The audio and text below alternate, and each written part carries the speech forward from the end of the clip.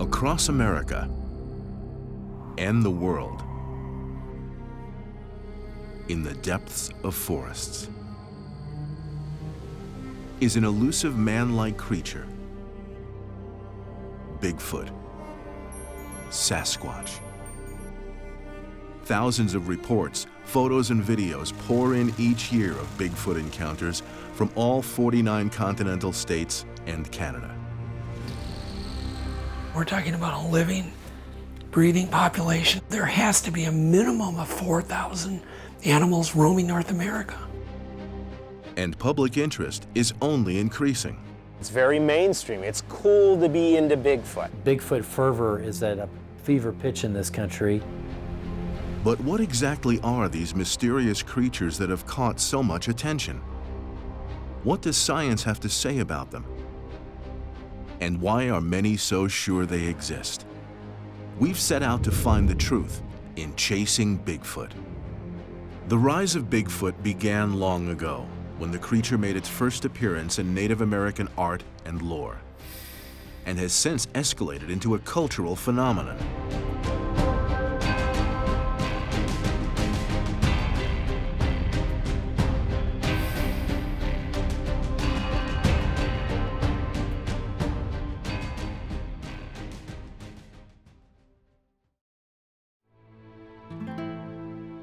With possible recorded sightings since 1811, Bigfoot has always been a part of North America's history.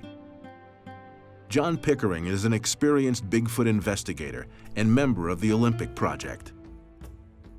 The Sasquatch phenomenon has really happened for centuries. If you look at Native American lore and stories, and actually not just Native American, but throughout the world, there's been a history of these large, upright beasts that are man-like that is around the world. There's these reports and different legends and stories and different names from around the world. But as the white man and Europeans moved into the area, they started running into these things themselves, but it was kind of a taboo subject. It wasn't until midway through the 20th century that the phenomenon spread to the wider public, instigated by news stories and books providing sightings and information about the cryptid. But when Bigfoot was brought to television, the phenomenon took off. I think that popular television programs have really played a role in kind of getting the subject out there. I mean, there was a surge in the 1970s, but really the 1980s kind of shut that surge down. In the 1970s, you'd have things like In Search Of and various documentaries and stuff. But in the 1980s, what happened is that like the tabloids would blast on the front page, you know, Bigfoot ate my baby or whatever, like all those nonsense things. And we all saw them while waiting in line at the grocery store. And that kind of subtle propaganda, if you will, played a role on society. I think Bigfoot has moved from tabloid, scoffing to something that the majority of the people think, well, there may be something out there. They may not ever go out in the woods and look. They may not be active in the hunt, but they're open to that idea that, oh, something may be out there now. You know, with the Monster Quest television program years ago, that really kind of opened that up. Or when science started investigating, and even finding Bigfoot now. Bigfoot has even starred on the silver screen in movies such as Bigfoot and Wild Boy, The Legend of Boggy Creek, Harry and the Hendersons, The Sasquatch Gang, Fishing Naked, and Willow Creek. But this has been bothering me. These are two... The image of Bigfoot has become such a recognizable icon that companies use the creatures in advertisements and commercials, products, and most of all, Bigfoot merchandise. The number of people interested has grown. And with that growth, you have economic things that become involved. It starts to become like a franchise name almost. It starts to flock to it. Companies, will name their shoe, like a Bigfoot, or a pizza, a Bigfoot. So it's become a brand name almost of its own, which has brought more people into the mix. And with the invention of the internet, knowledge is more available than ever. Anyone can share information, an encounter, a photo, or a video for the world to see. Join an online Bigfoot community, or start a website dedicated to Sasquatch. Guy Edwards is the creator of Bigfoot Lunch Club, a top Bigfoot blog. So I started off doing BigfootLunchClub.com, and that was my blogging website for Bigfoot news, because back then, even though the internet was going pretty strong, most people who were posting Bigfoot stuff were posting information about something that they were doing in their backyard. But if a local news station picked up a news item or video, it wouldn't. There was nobody that was aggregating this information. It looked more human than ape-like. And so this was 8 years ago, and so now there's tons of Bigfoot blogs and tons of people that are aggregating news, but it almost didn't exist before. Doug Hychek is a renowned Bigfoot enthusiast and was the creator-producer of the groundbreaking TV series Monster Quest. I mean, Bigfoot has gotten more and more popular. It always has been popular in a subculture way, but with them using it for food commercials, car commercials, and the popularity of some of the new shows, that are on the air. Bigfoot has been kind of an icon, and there's more and more museums, that are popping up here and there. Indeed, the phenomenon has spawned a niche of its own. Stores have been built, presentations have been given, and conferences have been set up, all in the name of Bigfoot. Jim Myers, the owner of the Sasquatch Outpost and Museum, located in Bailey, Colorado, gave us a tour of one such Bigfoot haven. So I'm going to take you from the store part into our Sasquatch Encounter Museum. And we opened this about a month and a half ago. And I think in that time we've had about 450 people go through from all over. This section is talking about footprints. This is our Colorado Sasquatch sightings map. When they come in the store, it's amusing actually. They'll come into a store called the Sasquatch Outpost, and they'll walk around, and then they'll wait till everyone is gone who's in the store, and they'll say, "You don't really believe in Bigfoot, do you?" And I'll say, "Of course I do." And they'll kind of test me a little bit, and then they'll look around and they'll say, "Well, I have a story I want to tell you." But they want to make sure that I'm not going to laugh at them or make fun of them. And if it's a great story, I'll have them come put a pin on the map. So last I counted, there were about 190 to 200 pins on this map that we've recorded in the past 2.5 years about. Over here is our main attraction. This is Boomer, the Bigfoot. He is 7.5 feet tall. Here's the amazing thing. We'll have people come into the museum, they'll look at the displays, they'll look at the map, they'll walk out and they'll never see Boomer. The last thing I want to show you is our Bigfoot measurement. We want kids to be able to come in and have a participatory experience. So I built this Bigfoot. He's actually 9 feet tall.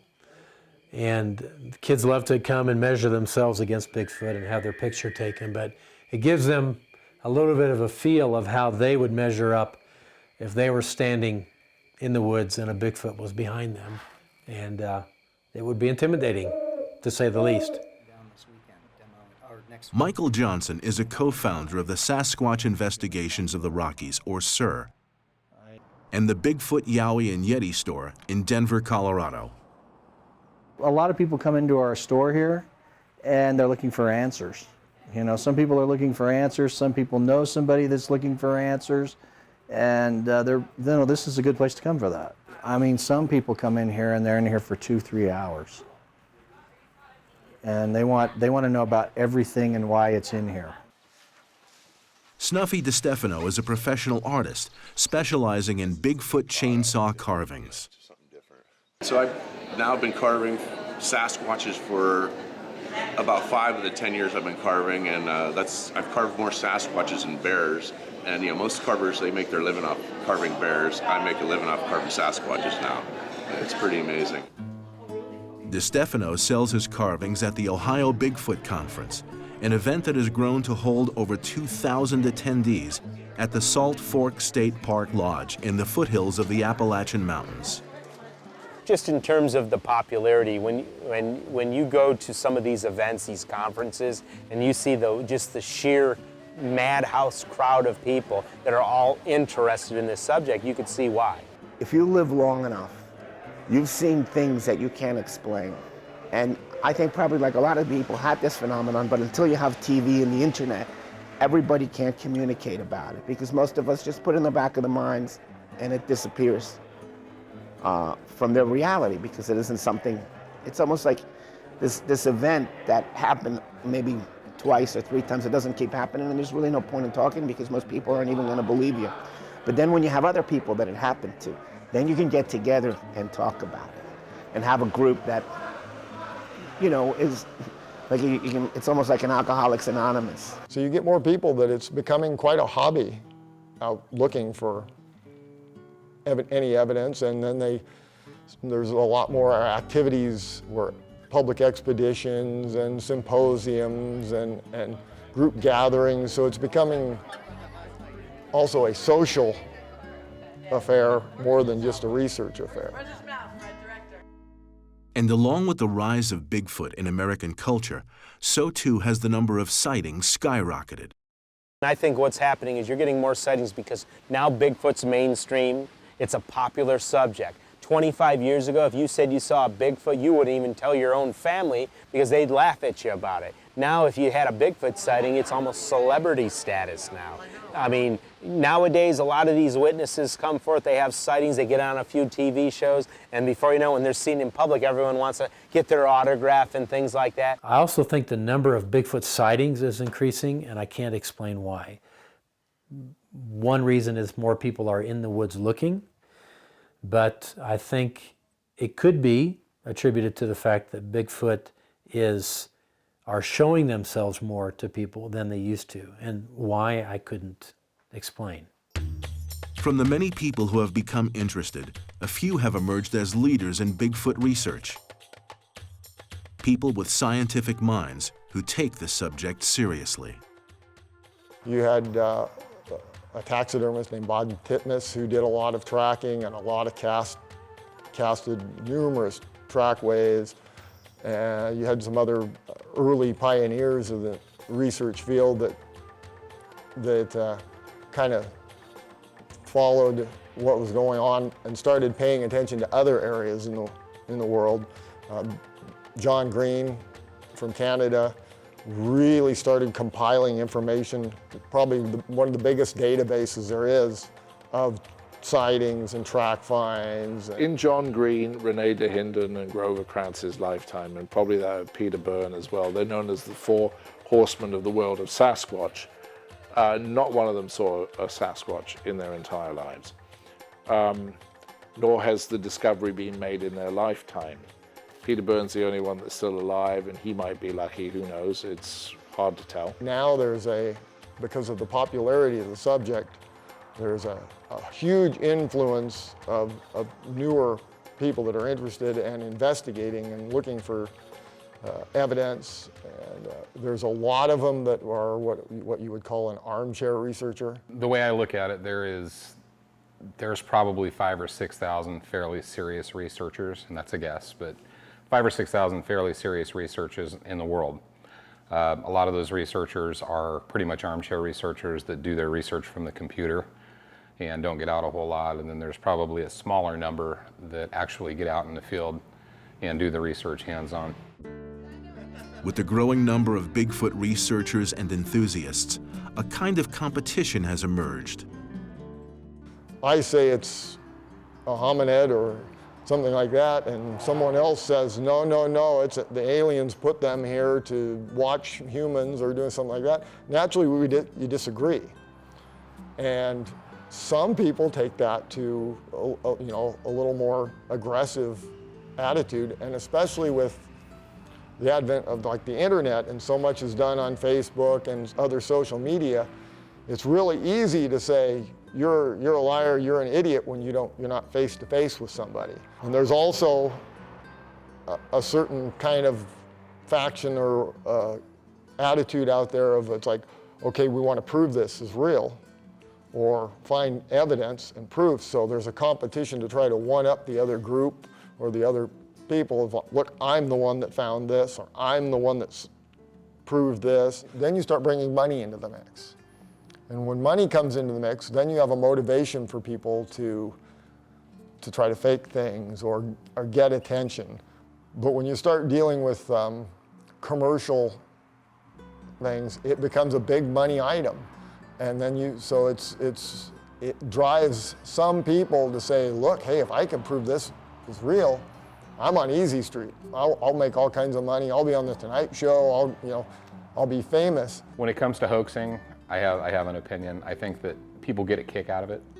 See, the Bigfoot community at large it's like this big dysfunctional family, unfortunately. There's a lot of infighting. It's very similar to, say, organized religion. A lot of infighting, I'm right, no, I'm right, no, I'm right. So you have some of these people on the backdrop that just want to poke fun at it, and they'll go out and hoax stuff. Then you also have a couple hoaxers that have been around here recently, not around here, but in the world recently, that just do it simply for attention. Some people that are hoaxing are just complete disbelievers, but they just get a kick of making us chase our tails. So we try to weed through that really hard, the best we can. So we've seen why people have become fascinated with Bigfoot. For some, an interest sprung from secondhand knowledge, a story, a book, a television show. And for others, it was a first-hand encounter that forever altered their concept of what was real. Some are convinced of Bigfoot's existence, and some remain skeptical. But what's going to drive the Bigfoot phenomenon forward? It's that mystery of something being out there, that you think that you know everything that's out there, and something happens and maybe it makes you reset what you think that you knew previously. My hopes, what I'm doing this for, is number one, I love it. I love being in the woods, I love the chase, I love the challenge, and I love it when they're there. To think that I can actually go out and participate in such a large mystery holds a lot of intrigue for me.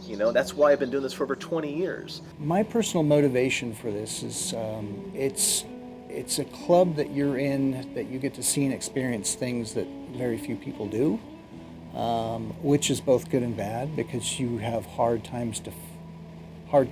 it's hard to define them, but at the same time it's very rewarding. When I first started, like every Bigfoot person, they want to prove Bigfoot exists. Partially because they've gotten some flack from a friend or a relative. I don't do it for that anymore. In fact, half the time I don't even have a camera on me. I do it for my own personal experiences. When you're out and you're having experiences, you feel like the man on the moon or the first woman on the moon. You can't buy it. I don't care how much money you have. It's just for you. For someone that's getting into this field, they need to understand that they're probably not ever going to get anywhere with it. This is a tall order. This is probably one of the hardest study subjects on planet Earth, where it's a study subject that half of the population doesn't even think exists. So it's a tall order, and you have to see it as such. You can't take it too serious, you can't take yourself too serious, and you can't get wrapped up in the politics of it. Because there are a lot of politics in Bigfoot research. It would really shock you. It's just crazy. So what I have learned is to never put Bigfoot in front of your family, your friends, your leisure time, or your life. You have to prioritize it down, significantly lower, or it can consume you. The reason we do this is because it's a blast. We're in the woods, we're hunters, we're trackers, and now we're out there with a little more purpose. And the day that it becomes not fun, I'm out. And in the end, you get to spend time in the woods, you're in nature, it's relaxing, it's good for your health.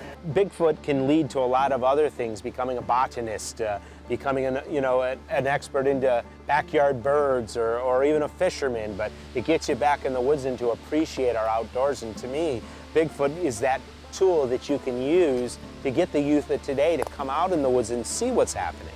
The kids are just totally enthralled with Bigfoot. When I do my own personal lectures, like at libraries and different types of scout groups. The kids are just totally interested in it. They ask good questions. They're not just believing right from the get-go. They're always probing and asking good questions, where they should look, what my opinion is. Bigfoot phenomenon is something that you should cherish to be involved with it, and you should definitely get the youth of today involved with it, because I think they're the next key to solving this mystery, because I think this mystery is going to be solved very soon. One thing remains clear. The Bigfoot phenomenon is only growing. Some even pay money to go on expeditions and have experiences of their own. It seems to be gaining some momentum in the last few years. People are sharing probably more information just because of the internet. But I don't think in our lifetime this will get solved and defined. I really don't. And I think in respect to them, it's probably not in their best interest. The reality is that one day the discovery will have to be made. And when that does occur, and we've identified Sasquatch, what do you do next? Well, for me, it's not a race to the finish. And with such an elusive hominid, we might get a dead body, but that doesn't tell us what their lifestyle is. We don't know what they do on a daily basis, what they eat, how they scavenge, where they sleep, how they sleep, do they go to the bathroom, all this kind of stuff. It's a huge undertaking, and that would be the next logical step. If it's proven, the race isn't over. It's up to people to continue this search, and this separates the real Bigfooters from the chaff. But until the mystery is solved, Bigfoot remains a sort of primitive archetype of our past ancestors. We see Dracula as this being with canines and glowing eyes, and that's built into us as something that's scary. We see the canines and the glowing eyes in cats and dogs, and we know those are our enemies. Those are the ones that are going to come and eat us. And this is probably built into our psyche from long years of evolution. And I'm starting to believe that that's what Bigfoot really is. It's something that's built into our psyche. I like the idea that maybe Bigfoot is maybe us reflecting on ourselves, like just like the Jungian or Joseph Campbell type of idea, where there's something more primitive inside us, something that we still want to connect with, and maybe we've convinced ourselves that we're separate from it. And so I think there is a piece of Bigfoot, regardless of that's independent of whatever the reality of Bigfoot is, that speaks to us. And I think that's why he's always been popular in culture, whether it's using him to sell beef jerky or whether he's a guest character on The Bionic Man. There's something about the intelligence and the familiarity with being a bipedal creature, but still being primitive, still being an animal. So I think it is a little bit of a Rorschach test where we're actually seeing ourselves in a reflection of Bigfoot. I think it's kind of fun to think that there might be something out there that is left for us to discover, that man doesn't know everything. Maybe there's something left out there. People want to have something to believe in, and they need to have something to believe in.